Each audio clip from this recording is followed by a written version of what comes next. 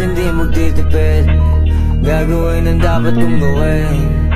Alam ko na magagawa ko rin. Balang araw maging icon. Gusto ko kagaya ko si Idol. Mala Michael Jordan score. Kilalang magaling pagdating sa ring. Balang araw maging icon. Gusto ko kagaya ko si Idol.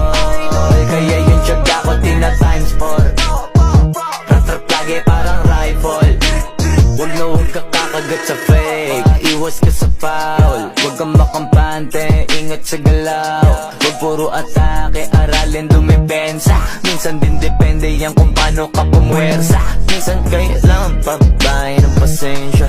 Isa yun sa mga pangunahing diferensya. Pag natambakan ka na doon ka mag-apit. Pero pag nakalaman ka na nakakampante, sana kuha mo yung punto.